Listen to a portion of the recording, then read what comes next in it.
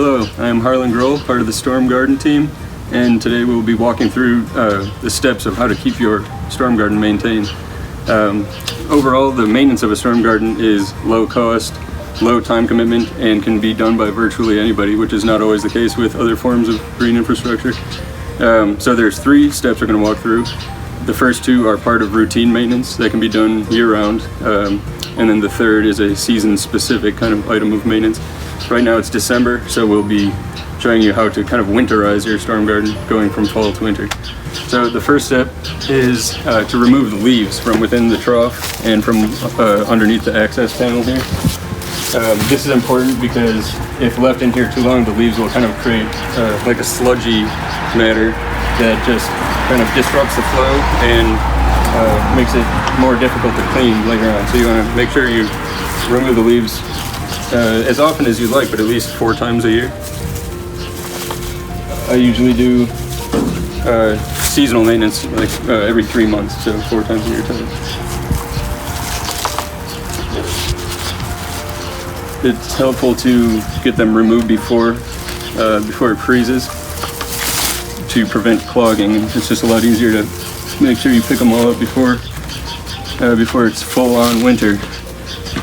And then you want to remove the leaves from within the storm garden under the access panel, because if it were to rain and then freeze while the outlets are clogged, that'll create a big ice block within your storm garden, and that'll just put unnecessary pressure on the outside that you don't want. And then we'll be taking everything here and composting it.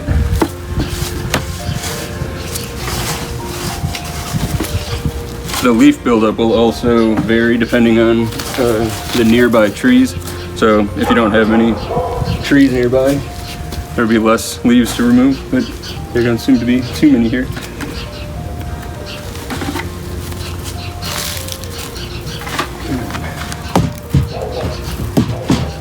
The next thing is weeding.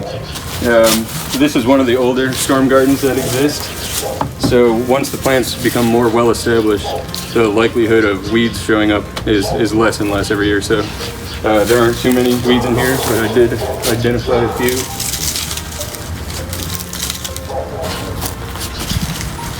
If you plant your own storm garden, you will be able to remember which plants are the good ones and what are the weeds. If we plant it for you, we will leave the little tags in there next to the plant so you can identify what's good and what is not.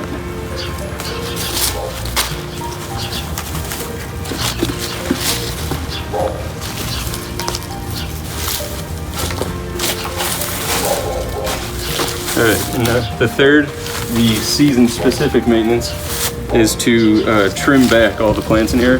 You want to do it with perennials to, one, keep it looking tidy throughout the winter, and also it reduces the chance of infection and disease in the plant, and then it also helps kind of grow back easier the next year. The life force of the plants kind of go down into the roots in the winter, so it may seem like you're harming your plants, but you're really kind of doing them a favor here. So you want to cut them off at about the height of the trough.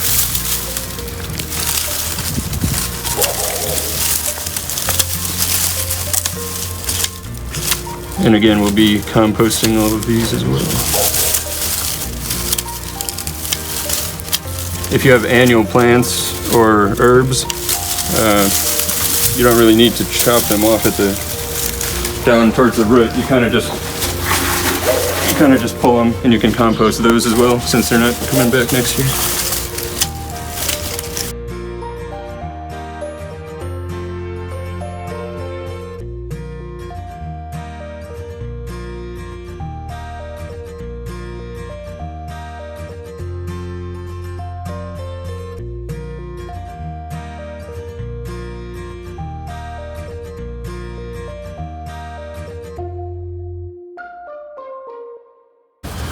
Now in the spring there will be less random plant material in the way, so the bloom should appear a little sooner than it would otherwise.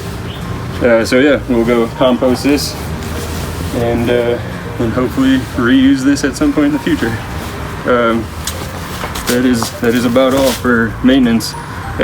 Just one other note about long-term maintenance is you'll notice this has a black stain on it, and it's actually a mineral salt. It's a one-time application, and it extends the life of the wood for an extra 10 years.